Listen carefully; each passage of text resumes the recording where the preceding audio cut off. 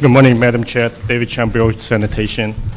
I would like to briefly go over the current sewer service charge system before we go into this case. In 1997, the city implemented a winter water use program to determine the sewage volume for the residential customers. The winter water use program is based on the lowest water consumption in the winter rainy season. Recognizing that one system fit all may not work for everyone, the city also implemented the sub-meter program in 1997 in conjunction with the winter water use program. The sub-meter program allows for the measurement of irrigation water separately from the household water consumption. Let me ask you a quick question. Sure. So you can cut to the point. Once these contracts that are on the table now expire, does the Bureau intend to issue another request for proposal, or are you going to seek another contract extension? I think this is item number 2, Madam Chair. Oh, I'm sorry. You're right. Yeah. No, I'm jumping ahead. Okay, you're right. Let me flip back. Okay. I had the wrong page. Okay. The customer can participate in the sub-meter program at any time at their own discretion. The drawback of the sub-meter program is that it does not recreate history. The sub-meter program is not able to tell the sewage volume of a household prior to the installation of the sub-meter, and this is up to one's interpretation. Okay. The case before the committee today involved the sub-meter program. In June 2005, the applicant, Mr. Lux, decided to participate in the sub-meter program. After the installation of the sub-meter program, there's a difference in sewage volume between the winter water use program in prior years and the sub-meter program. Mr. Lux requested an adjustment to be made to his sewage volume to 1997 based on the sub-meter program.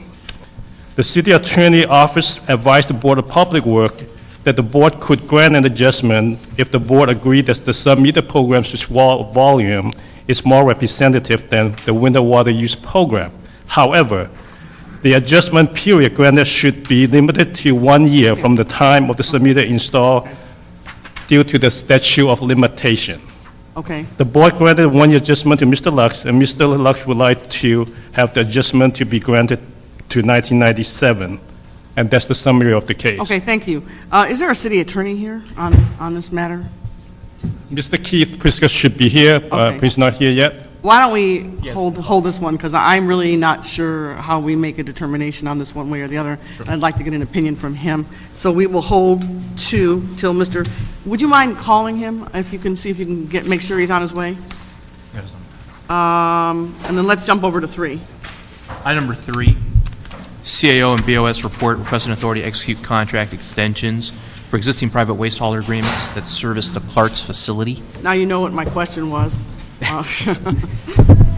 So, just to refresh, at the conclusion of the contracts that are before us today, will the Bureau issue another request for proposal, or will you be seeking another contract extension? We'll be going for a request for proposal. Okay.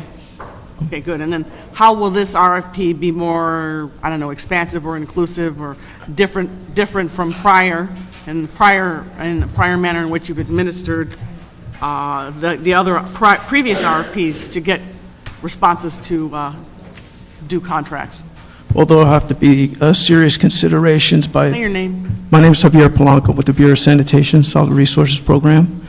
And there'll have to be serious considerations by the contractors that will be considering transporting waste from our transfer station. They'll have to decide if they're going to get LNG engines, okay, or if they're going to just have traps, or go with a diesel fuel engine. Basically, what you're saying, you're looking for responses that incorporate clean emission vehicles. Exactly. Okay, so that will be the enhancement, which is different than prior.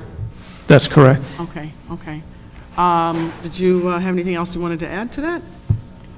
Well, with this contract, we're requiring the contractors to put in particulate traps and also NOx emission reduction devices, and we're doing that ahead of the AQMD heavy-duty fleet equipment rule. So they're volunteering doing this ahead of schedule. Okay, good. That's very good, and make sure that you document that, I guess, I don't know what manner you should do it, but since I sit on the board of AQMD, I want to make sure that AQMD knows that the Bureau is voluntarily doing this in anticipation, and that they're trying, we are trying to make sure that it works to benefit in anticipation of a rule. Now, I know you have sufficient funding for the contracts in the 07-08 budget, at least at this point, right? It's in the proposed budget. That's correct. Where do you anticipate future funding come, say, 08 to 09? Have you given that some strategic thought? Yeah, Madam Chair, Khalil Garrios, Interim Manager, Solid Resources Processing Construction Division. We have included in the budget under the Solid Waste SWRF, Solid Waste Resources Fund. That's the majority of the hauling cost. The contract will be coming from that, from this fund, from the fee. Okay. Now, the rates that are being charged to the city have a variance in there, and they dip as low as 5.5% increase going out to Simi Valley, and it seems like as much as up to almost 50% for transfers to things like community recycling. Can you explain on the record why there's such a broad spread in terms of percentage of increase? Well, some of those facilities that are designated there are for contingency for green waste transfer and refuse transfer. So those are contingencies that aren't used every day. So those prices are a bit higher. And also, originally those prices were for a backhaul coming from Sunshine Canyon to a recycling facility. And so when you have a backhaul situation, the prices are a little less, but now we're doing just all round trip to the disposal facility, so that's why you see the price differential there. All right. Mr. Garcetti has joined us now. And Mr. Cardenas is here also. Just to refresh, we are on item 3. We are holding item 2 on the desk. Item 1 was continued. No. And then item 4 was continued, as was item 6. Actually, Madam Chair, it was consent for item I'm sorry, 4. the 6. consent. Consent, 1 is a consent, 2 is a hold. Yeah, we're on 3. 3 is, yeah, okay. Consent on 4, and then consent on 6. Okay, and so we have, okay, now that we're all here, we're on 3. And Whatever the chair did. does anybody have any? Okay, fine. You want to move to approve 3? Oh, no, whatever you did on the other ones, I Yeah. want to assent to. Okay. Move to approve 3, and then let's go back and, You said 6 is on consent. 6 is a consent item. I had a quick question. Okay, all right, well, then take 6 Okay. off consent. Okay. Okay. And let's go back and move to approve the other items? Item number 3? Yes. Okay. Well, item number 2 is on Item- the desk. Okay. Item number 1, number 4, then. Yes. That's consent. Okay. All right, thank you. Thank you. And I see Mr. Pritzker is here now. And while I'm at it, why don't you have Mr. Lusk, if you're here, why don't you come on up also? My apologies for being a few minutes late. No, it's okay. It's fine. I just want to make sure you were here. Okay. Because this is an appeal on a sewer service charge, and I am not very clear as to what the committee can do today to vote to deny the appeal or uphold the staff recommendation, or... Well, we've got a one-year statute of limitations, which really, in our legal view, would prohibit the city from granting him more than a reimbursement for that one-year period. But you can approve the granting of a refund for the one-year period that would apply. Okay, Mr. Cardenas. Where does that statute come from? From- How did the statute become our policy? Well, it's from the state codes, Okay. so it's state law. Because sometimes it's codified in law, sometimes it's based on a court case, or No, sometimes... it's state code. State code. Right. Okay. So state code says that municipal districts like ours, wait a minute, this is not, What code does it fall under? This is sanitation. I believe would be state civil code, but I'd have to, I don't have the code number off the top of my head, but I'm Okay. sure that that's where it's set up. Oh, excuse me. Utter narcissism. Okay. So it has been brought, the particular section's been brought to my All attention. the time. With regard to claims against public entities, the government codes is a claim relating to any cause of action shall be presented as provided in Article 2 of this chapter not later than 1 year after the accrual of the cause of action. So, so basically, state code only allows us to go back 1 year or to consider 12 months. Yes, and in addition to that, we have city requirements that all claims for damages against the city must be presented within 6 months. Yeah, And within 1 year within 6 months for personal injury and within 1 year for property damage after the occurrence from which the damages arose. So we have both our local city rules as well as state law saying the same thing. Why was he overcharged? Or why is he alleging that he was overcharged? On give me a city explanation for that. As I mentioned in the opening statement, the city implemented winter water use system in 1997, and everyone is based on the winter water use system, which is based on the lowest winter water consumption. However, everyone has the option to go with the sub-meter program if they think the winter water use is not applicable to them. They can participate in the program at any time they choose to. But Mr. Lux chose to participate in June 2005 rather than 1997 or any time earlier than 2005. But based on that winter water use program, that is what the sewer volume was calculated. Okay. No question. Mr. Cardenas. Now, this limitation, this time limitation where people can bring these actions to the city, this goes for residential use, business use? Does it apply to both? That's correct. Yes. It applies to both. So in this particular case, at the Public Works at the Board of Public Works level, they came up with a figure of $1,152.40, but his original appeal was $4,121.83. That's about right. And I'm assuming that his appeal was over a 4-year period? Over the appeal, this involved about a 6.5 to 7 year period, the total. Okay, so bottom line is far beyond the 1 year that the Board of Public Works deemed their limitation of consideration. That's correct. Okay, so, and there's nothing different at this level as far as our limitation of consideration, technically? What do you mean by nothing different? Well, you read us the code. Right. That code applies to whatever decision-making body, Yes, right? yes. Okay, now, the Board of Public Works is an appointed body, right? This is Correct. the elected body. Yes. The code doesn't speak to any difference in authority Oh, between that- us and them that is on this correct. matter. That is correct. And I wanted to add that the government code section is 911.2 that I cited from before, and the other city section is City Charter Section 350. So in each case, they're telling us that we can't go back more than a year. Okay, all right.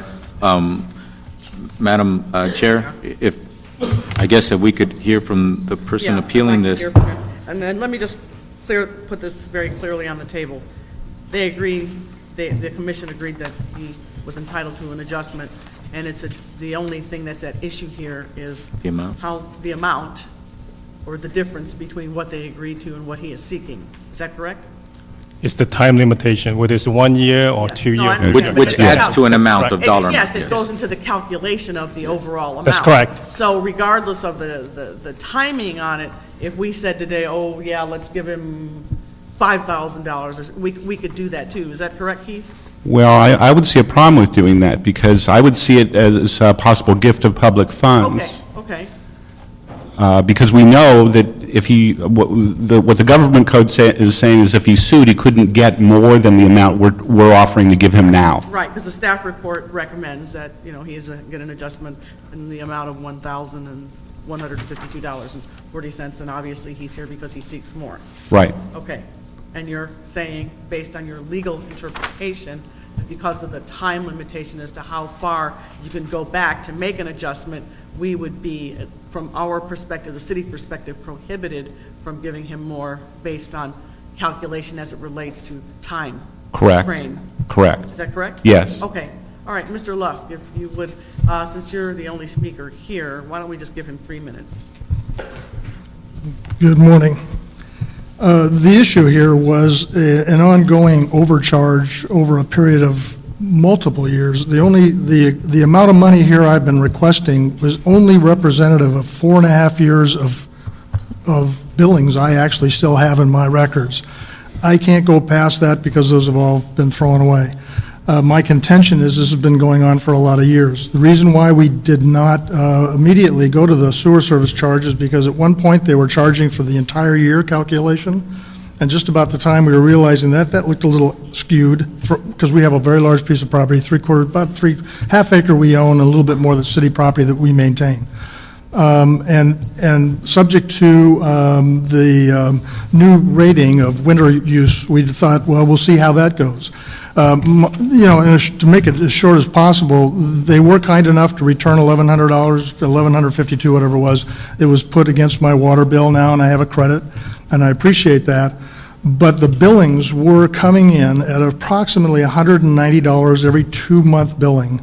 And once we put the sub-meter in, it went to $25. And of course, it's moving because of the rate is changing. That's a huge difference. I can't calculate how much it must have been if you go back to when it first started. And that's our contention, that we asked originally if they'd go back into their records and really look closely at how much overcharge we really had. We looked into putting a sub-meter in at one point, but we were told it was going to be, we were under the impression that it had to be from the property line to the house, and we had a plumbing company come out. They said it was $5,000. We thought, oh, gee, that's a lot of money, so we won't do it. So we waited a little longer. Finally, it just got to be so abusive in our opinion of how much we were paying. We finally I went to the DWP and specifically asked them, what do I do? And they laid it out. And through the permit process and with the DWP's help of supplying the meter, I got a permit, had it installed, and had it approved, and since then we have not gone over 10 HCFs per 2-month building, 3 people living in a house. And we've had 3 people living in the house for at least 10 years. It's a huge amount of money. And we were told initially it was rejected for a refund, and they were quoting LA Municipal Code Section 6441, and also as referred, California Codes 911-2. I'm not an attorney, but I read them both, and they both are time and date specific for, in the case of municipal codes, billing errors, filling a pool, landscape needs, and California code is death, injury to persons and property, or growing crops, none of which seem to apply to us. Yeah, Mr. Cardenas. Mr. Lusk, are you contending that the state code and the LA municipal code is being wrongly applied to your situation? I'm not an attorney. I just read it, and this is something that happened over a long period of years, and the way these are both written, they seem to be date and time specific, like an event that happened over a period of a week or overnight, a tree falls on a line and breaks it, or something where somebody can call the DWP and ask for an adjustment. This is something that, because we're lay people, we don't know. It happened over a period of years, and it was very hard to get anybody to acknowledge that we were being overcharged. I understand what you're saying. It's an ongoing occurrence is what you're bringing forth, instead of a single occurrence like a tree falling on a car or something like that. But the fact of the matter is, it seems to be interpreted that regardless if this is an ongoing occurrence or not, the city is only allowed to go back 12 months and evaluate that. And based on that, they've come up with $1,100 and $1,152.40. Now, because of the code and the LA municipal code and the state code, there really are lawyers in the city are not that they're not allowed, but it doesn't make sense for them to even discuss the previous years because it's not allowed based on their interpretation, correct? That is correct. And I wanted to say with regard to... So the thing is, I think I'm not a lawyer either, but I've been a lawmaker for a little while, and the bottom line is, it sounds like it's a situation where they're coming up with this without prejudice. In other words, they're not prejudicing your other points. The bottom line is the code only allows them to go back 12 months. So what they recommended to this committee is that we approve the $1,152.40, notwithstanding whatever arguments may go beyond those 12 months. Those other arguments, unless the code allows us to discuss it and to determine that it should be more, then we would have that discussion. But it's a moot point because state code supersedes local code, and then the local code seems to codify the state code already. So the bottom line is we can only discuss with you the 12 months. I mean, if you want to feel good, we can talk about how we feel about what happened, how it shouldn't happen, or what have you. But the bottom line is, in your particular case, in the item before us, we're only allowed to discuss and vote on 12 months. And as our attorney reminded us, if we were to go beyond that, then we go into another dilemma, which is, are we giving away a gift of public funds? That's not what's before us today. One other thing I just wanted to point out, and Ms. Gruhl's joined us also. You mentioned in your comments, documents, or I guess previous bills can be thrown away. You are entitled to contact the department and ask for copies of old bills out of the archives. That's public information. I actually concur with Mr. Cardenas, and unless other members of the committee have an opinion to the contrary, I think that we are constrained by what the city attorney has advised us today. Obviously, once you've exhausted your administrative remedies, which is to go through this process, clearly you're entitled to do, wherever you decide to take this. Right, that was explained to me I guess when I went before the Bureau of Sanitation, they explained that, and that's really why I'm doing it. I appreciate the constraints. The way it was presented to us as homeowners is they quoted municipal sections that had to do with tributary service and hose bibs, which meant nothing to us. It wasn't any issue about hose bibs. It was an issue of an exorbitant overcharge that now we're out, and I think everybody seems so far to agree that it was inappropriate. But because of your constraints, I'm where I am. And I would suggest that you write a letter today or send an email and ask under the Public Information Act or Freedom of Information to ask them to go through the archives and pull those old bills up for the time frame that you need. Okay. And you're scheduled to go to council on the 8th. That was my next question. Yes, our schedule. I am feeling that it probably won't do me much good to be present there because of the position that I understand. Well, you're always entitled to come and speak on the record. That's your right to do so. Right, I understand that. Is it necessary for me to be there, I guess is my question. I think that I would suggest that you, as one who is a party of interest, I would always recommend that you take the time out of your day if you can, and please just feel free to come down and speak on the record and voice your opinion. Okay. Madam Chair. Cardenas. Well said, Madam Chair, but the thing is, as you mark her words, she's recommending that you come. We don't have the authority to demand or to subpoena you to be there or what have you. All she's doing is giving you, you solicited her advice. She's giving you advice, her opinion. But the thing is, it's not a legal opinion. She's just letting you know, if you've gone this far, the final step in this would be for it to go to council for a full council vote. Being that you're appealing it, if you want to fill out a speaker card, it's custom and practice of the House for us to grant you the opportunity to speak again, even though you've already spoken in the committee, which isn't required that we allow you to speak, but custom and practices that we tend to let the appellate speak at the full council level as well. So I just received the notification of the Friday meeting on last Wednesday prior to my leaving town for 5 days. I just got back last night. So I have a previous important commitment on that day with my Then 94-year-old that's a father. personal decision, Whatever not your own. decision is. So but if, I have the feeling that this is not going to go any further than where it is right now because of the Well, code restrictions. one thing we can guarantee you, It will be heard. the municipal code or the state code is not going to change between Right. now and Friday. Yeah, okay. Thank you very much. Thank you all for hearing. Absolutely. Thank you. So move to approve Move, The board report. board report. Yeah. move to move the board report. Okay, Ms. Number 5, DWP report requesting authority to execute a 5-year transmission service agreement with the city of Anaheim. We have staff from DWP. Item 5. I have some questions. Okay, cool. Where is he? That's not him. What? Good. No. Go ahead. Madam Chair, council members, Randy Howard, LADWP, we're seeking your approval to enter into a 5-year agreement with the City of Anaheim for 118 megawatts of transmission capacity going between the point of the RSE on our system, which is near the Magnolia Power Plant in Burbank, to a point up by Victorville, Adelanto, to connect into the California Independent System Operator. City of Anaheim is a joint owner in the power plant in Burbank. They have been for several years. This would assist them in moving their power down to the City of Anaheim utilizing our transmission system.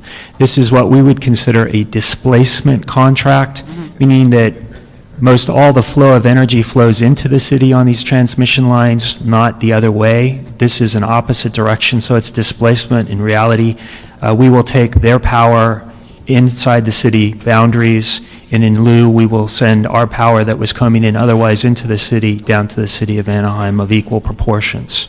The amount of the agreement, I think, is over 20 million.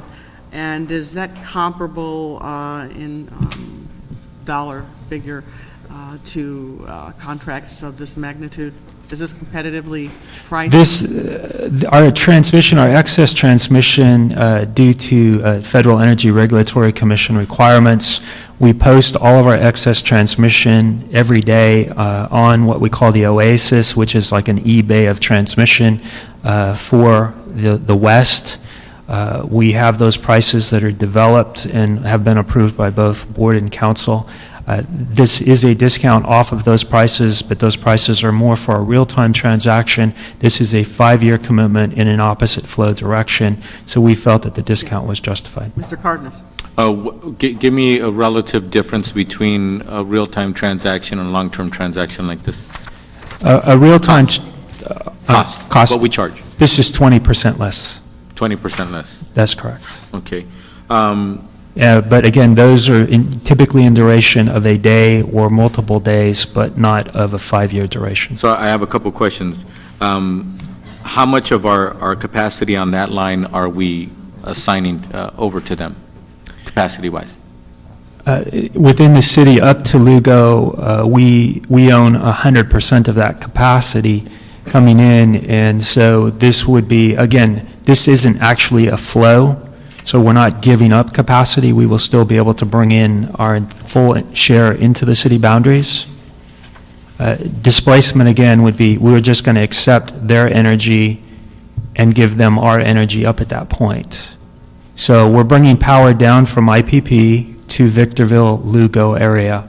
We'll send an equivalent amount of our power down to the city of Anaheim through that connection. Yep, but the end user is the city of Anaheim. That is correct. Okay. Now, based on that end user use, how much of the capacity of that line are they? Give me a relative idea of how much of the capacity they're going to use on that line that otherwise we could use for other purposes. Maybe I didn't explain it. Right now, there will be none.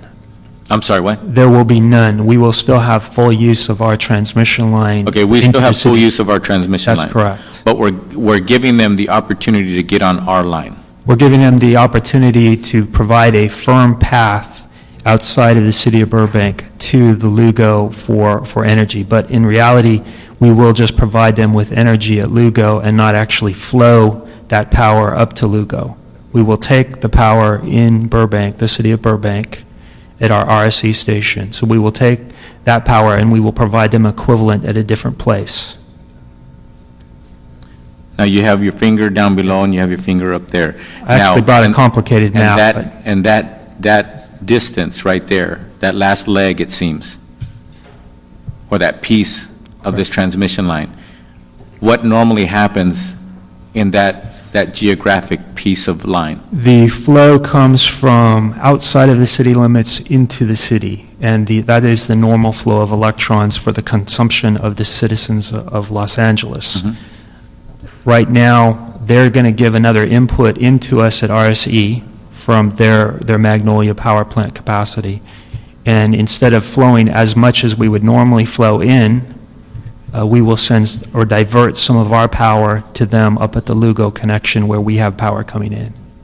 So there's no scenario where it would have any effect on our ability to derive power from that line? There's none that we've identified. It sounds like magic. You have, okay, let me go down, if you don't mind, Madam Chair. Would you like me to pull the map? Do transmission lines have a capacity? Yes. Limit? Yes. Okay. If transmission lines have a capacity limit, all transmission lines are different, some AC, some DC, some, high capacity, low capacity, what have you. Does this line have a capacity limit?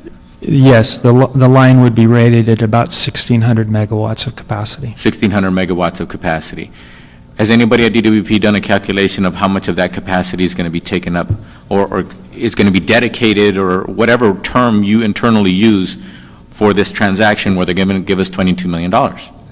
Yeah, the capacity, again, this is a little complicated, but the It's okay, I'm capacity, trying to follow you. we would still assume that we have full capacity to flow because this is what's considered counterflow, meaning it's Okay. against the normal flow. It would be like sending water up the aqueduct. We can't send water up the aqueduct. So that's what I meant earlier when I was looking at your fingers, and what I was saying is basically what you're talking about is capacity isn't necessarily discussed in this particular contract because it's really not affecting our normal use of needing capacity on that line. Is that what you're saying? Okay. So it's like if we had a freeway with 5 lanes going both ways, but for some reason, our freeway going north to south, we kind of fill it up quite a bit, but the one going south to north, we hardly ever use. So they're asking to use, in my scenario, the south to north, the one that we hardly ever use. So that's why you're not talking about capacity like you normally would. That is correct, other than a car would not be moving actually south to north. It just wouldn't make the trip. But it would occupy some semblance of capacity. If capacity is a way to measure the ability of that particular transmission system. The only time under this scenario that we would see the capacity would be, an actual capacity would be occupied, is if we weren't flowing power down from, say, IPP to Lugo, or have capacity that we were going to use to displace this movement. Okay. That would be the only time. So, but when we consider people using some of our transmission lines, we take capacity into account. Yes, we do. Right? And in this particular case, the scenario is such that capacity isn't something that's high on our list to be concerned about or worried about on this particular transaction. That's correct. It Okay. should not impact our native load ability. The last thing you said is what I'm getting at. Thank you very much. Any other questions, comments? Okay, great. Move to approve. Okay. All right, I think the next item, you had, Thank Mr. you. Cardenas has a question on Okay. 6. 6, okay. We'll take that off consent, and then, we don't have any cards on that one, do we? I don't believe we do. So, Okay, staff on 6? DWP report requesting authority to execute easement deeds with C West Enterprises. If you would like, Mr. Cardenas, so that we can make sure we're all down there on time, why don't you ask the staff the question? It'll be quick, yeah. No, it's fine. Okay. Why All don't you right. just ask them? Yeah. Thank you. Can you please describe this easement in terms of whether it's a temporary easement, a permanent easement, and The easements that we're granting are going to be permanent easements, but they're not exclusive, so that other people could also use those easements for utility purposes or other things as well. So outside of one of their trucks happening to be sitting there one day and we happen to need to use it, outside of us bumping into each other literally, other than that, there's no exclusivity. When they're using the easement, they can't tell somebody, whoa, we're using the easement today. You got to wait till tomorrow. So in other words, it has no, again, as the previous discussion, it has no impact on our ability to utilize this space. That's correct. Got it. Okay, cool. No So questions, move. comments? All right, let's move to approve. Last item on the agenda is item 7. Item number 7 is a motion relative to the preparation of a memorandum of agreement between the Bureau of Sanitation and Teamsters Joint Council 42 Training Academy to establish a truck training program at Lopez Canyon Landfill. So we have to go, hold on a second, we need to go back and, on item 6. We had a couple. Wait, which one are you talking about? Number 6? 7. Okay, fine, okay, great, okay. Go ahead, I'm sorry. Good morning again. Khalil Garrios, the Bureau of Sanitation, Solid Resources Manager, Solid Resources Processing and Construction Division. I would like to give you a quick oral report on where we at with the development of the Truck Driver Training Academy. Before you go into your report, just a quick question on process. So just to clarify, the 5th member of our committee is on his way. He wanted to have a motion to approve the staff recommendation, but is there a request to have this come back to committee with a prepared memorandum? Actually, Madam Chair, it's simply a motion which instructs sanitation to prepare the MOA. Okay. And so he's requesting that the motion be approved. To come back? And then Okay. the instruction within the motion is for them to come back. So that we can actually look at just ask the them MOA? to come back, yeah. Yeah. So that we can actually review the MOA in committee? Yeah, I'd Yes, rather see absolutely. the MOA. Yeah, I don't want absolutely. to, So I mean, approving the motion doesn't preclude that from happening. It'll come back. let's come back with the MOA, and then we'll have something to talk about, right? Does everybody agree? Yeah. Fine with me. Yeah, I mean, otherwise we're just. That doesn't hold anything up because they're going to work. Unless you want to know where we at with the process Are you quickly. close to, are you drafting? Are you under? We are actually in the process of drafting the MOA. We're almost, we have within about a couple of 3 weeks to complete the rough draft and then forward it to city attorney for review and for as to form, approve it. Yes. We already designated the location for the Truck Driver Academy. We know where it's going to be. We are in the process of negotiating with the nonprofit to finalize where the classroom is going to be located and the construction and capital improvement that need required to be there. Okay, so how much longer do you think it's going to take before you can get back on the agenda with the MOA? We are hopefully looking for to get everything done and have the operation going at the site by May to June of 2008. And the MOA? And the MOA, we're hoping ourselves, rough draft will be done within the next 3 weeks, and I want to forward it to city attorney, and I'm sure Which hopefully. attorney are you working with? Our city attorney is Chris Westhoff, but he will refer it I to. think he's back this week. No, next Monday. Okay, next Monday, okay. Okay? All right, so a motion to approve the recommendations, which will also include bringing the memorandum of agreement back to this committee. Yeah. Thank you. Thank you. All right, great. There are no more items to discuss on the agenda. This is the time for public comment to discuss items that are not indicated. Seeing no one coming forward, the meeting is adjourned. Which means